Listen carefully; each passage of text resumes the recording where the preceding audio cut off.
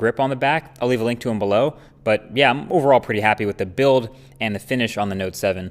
And the all black is definitely my favorite look. There is a new blue coral color, and it kind of looks pretty neat too. A lot of people like it, but I'm a fan of the all black look on pretty much any smartphone.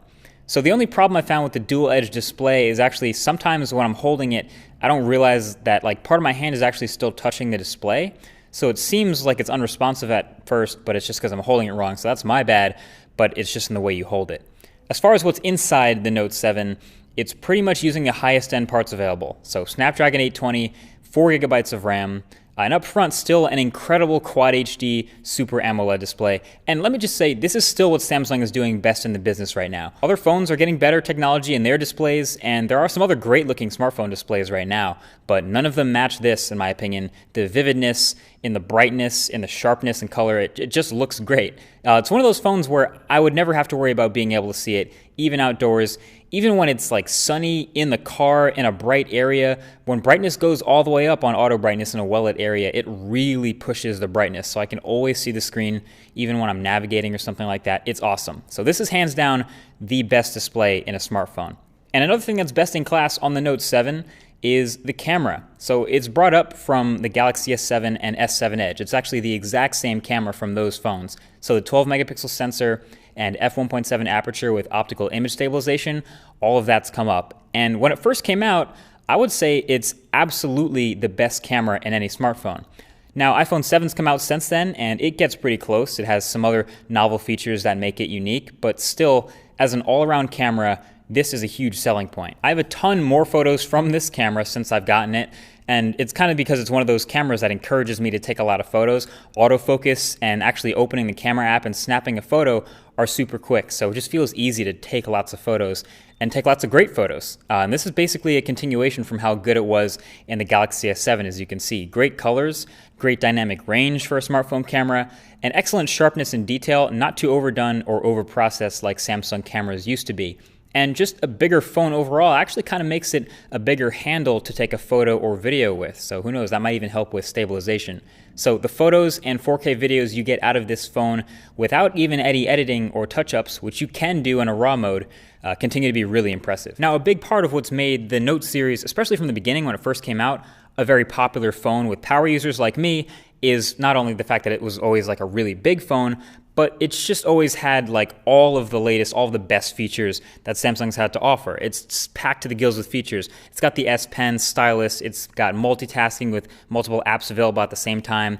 It's basically doing everything it can to take advantage of the high-end hardware that you get. So this phone is full of the best that Samsung makes. And to be fair, Samsung's done a really good job of keeping a lot of the great features in the phone without making the software feel like overwhelming. There used to be just stuff everywhere, but it's pretty tame now. It's actually a little bit more organized, so things are a little bit easier to find. There's a search function in the settings app. So yeah, a lot of neat features are tucked in there, and they're not all screaming in your face. They're just kind of waiting around the corner. So one of the newest, flashiest ones is the iris scanner. It's a new method for unlocking your phone that takes advantage of the new sensor in the top of the phone, along with an infrared light blaster that you can actually see in action when it's scanning. And all it wants you to do is basically hold the phone up to your face for a second while it reads your eyes to identify you and then logs you in. It kind of seems like straight out of the future when it actually works well. As far as I know, it can't be fooled with photos of you or other people's eyes. I didn't think it's quite as secure as other security methods, but despite me wearing contacts, which it says can impede it, it works really well. In fact, it actually seemed to learn my eyes over time. So a week after setting this up,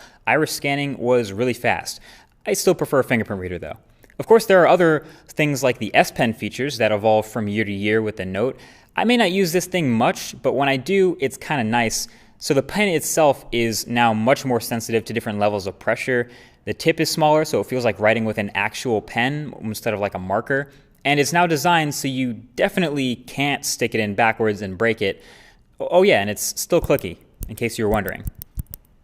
My favorite new S Pen feature is the ability to screen capture instantly and then convert it into a GIF that you can share. Super useful and actually really fun. Plus, you still have all the capture and drawing tools from before.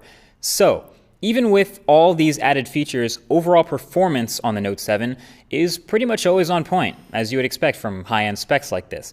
I say pretty much though because every once in a while, like I would wake it up and try to start using it and it would just lag a lot for no reason for a couple seconds before it would snap out of it. I don't really know why it still does this. Like, it's gotten a few software updates to possibly fix it, but it still does this sometimes, so I gotta mention it. But anyway, when it's not doing that, it's handling everyday use like a beast. It's super smooth and snappy. Multiple apps open at the same time, swapping between them, browsing a lot, gaming a lot, all that stuff, no problem. The one thing a lot of heavy use will hit though is definitely your battery life. This actually has a smaller battery than the Galaxy S7 Edge, even though it's a bigger phone because it has that slot in the side for the stylus. So smaller battery and bigger screen on the front. So the battery life on the Note 7 is really just about average. It used to be that phone that everyone took to CES and everyone took to shows and long road trips because it was that phone that had a massive battery and it was removable. Both of those things are no longer the case. I can definitely still get my 3 hours of screen on time with my heavy, high brightness, above average use, but I definitely have to charge it every night. I never really end a day with like 30% left or anything. I'm pretty much always looking for a charger by the end of the day. Anyway, there are a bunch of other little things that make the Note 7 a great phone still for a power user. It has fast charging, which I think is kind of underrated. The best fast charging phones are like lifesavers to me. It has wireless charging still. It has USB Type-C, which I like, and a headphone jack, of course. And there's expandable storage as well via microSD.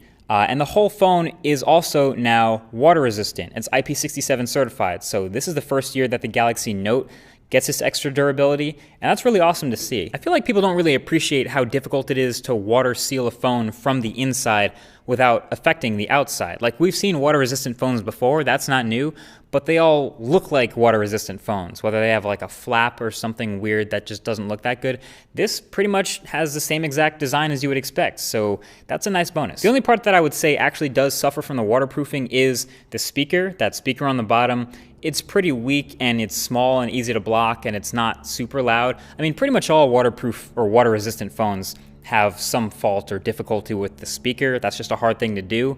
But I think Samsung doesn't really have a big problem with this because previous Samsung phones have had pretty lousy speakers anyway. So it gets moderately loud, but it's pretty tinny and distorted when it gets that loud. So yeah, that's probably the worst part of the phone right there. Now, of course, we got to address the elephant in the room. You've probably been thinking about it this whole review, and that would be explosions. No matter how good a phone is, if 100 of them explode within a month of it being out, that's pretty bad. You kind of messed up. So the Note 7 has a bit of reputation now. I get it. It's really easy to make jokes about.